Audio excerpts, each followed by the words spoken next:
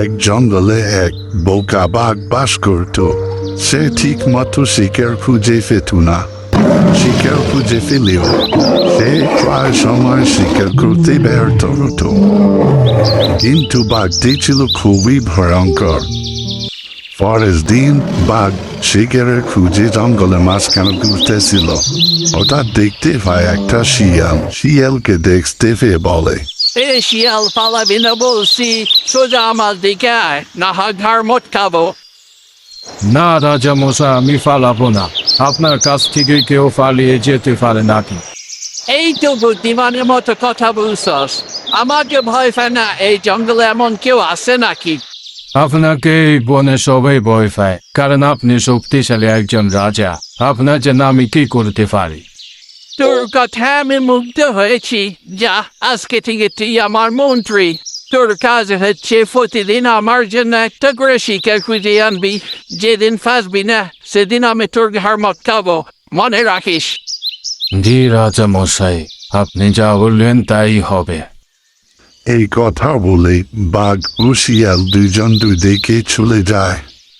বাঘ অনেক খুশি ছিল, কারণ সে একটা মন্ত্রী পেয়ে গেছে যে প্রতিদিন তাকে শিকার খুঁজে দিবে। অন্যদিকে শিয়াল ছিল অনেক চিন্তিত, কারণ তাকে বাঘের জন্য একটা করে প্রতিদিন শিকার খুঁজতে হবে, না হয় বাঘের ফেটে যেতে হবে। কিন্তু শিয়াল ছিল অনেক বুদ্ধিমান।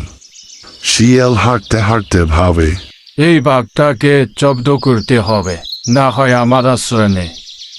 যেমনই ভাবনা ছিল তেমনই কাজ করল শিয়াল। কিছুদিন পর জঙ্গলে একটা কাঠুরিয়া ঢুকে কাঠ কাটার জন্য শিয়াল দূর থেকে দেখতে পায়। দেখতে পেয়ে কাঠুরিয়ার পিছে পিছে শিয়াল দিয়েও যায়। আর কাঠুরিয়া জঙ্গলের ভিতরে গিয়ে একটা মাঠের মতো খোলা জায়গায় গিয়ে কুদাল দিয়ে কুপিয়ে কুপিয়ে একটা গর্ত করে ফেলে। পিছন দিয়ে শিয়াল দেখতেছে কাঠুরিয়া কি করতেছে। অনেকক্ষণ খোঁড়াখুড়ির পর কাঠুরিয়া একটা ফাঁদ বানায় জঙ্গলি জানোয়ার ধরার জন্য। আর ফাঁদ বানানো শেষ হয়ে গেলে কাঠুরিয়া বাড়ির দিকে চলে যায়। আর এদিক দিয়ে শিয়ালের মাথায় একটা বুদ্ধি চলে আসে। শিয়াল বাঘের কাছে চলে যায় আর বাঘের সাথে কথা বলতে বলতে আসতেছিল। রাজা মশাই, আপনার জন্য আজকে একটা সুস্বাদু খাবার অপেক্ষা করতেছে। তাড়াতাড়ি চলেন, না হয় পালিয়ে যাবে হরিণটা। আপনার ভাগ্য আজকে খুবই খারাপ। না না, অনেক ভালো। তাই তো আজকে মোটা একটা হরিণ খেতে পারবেন। হরিণটাতে তো কই গেল? এখানে তো দিচ্ছিলাম, মনে হয় সামনে জোপটা থেকে পালিয়েছে। আপনি তো অনেক শক্তিশালী, জোপটার উপরে ঝাঁপ দিয়ে পড়ে হরিণটাকে ধরে ফেলেন।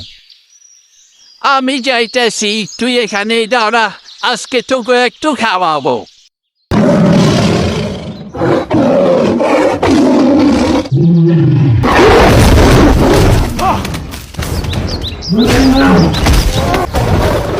আচ্ছা, জব্দ করছি বাঘ বেটাকে। এবার গিয়ে একটু নিশ্চিন্তে ঘুমাতে পারবো। অনেক জ্বালাইছে আমাকে। এমন মজার মজার কার্টুন ভিডিও পেতে এই চ্যানেলটিকে অবশ্যই সাবস্ক্রাইব করতে। সবাই ভালো থাকবা, সুস্থ থাকবা। আল্লাহ হাফেজ।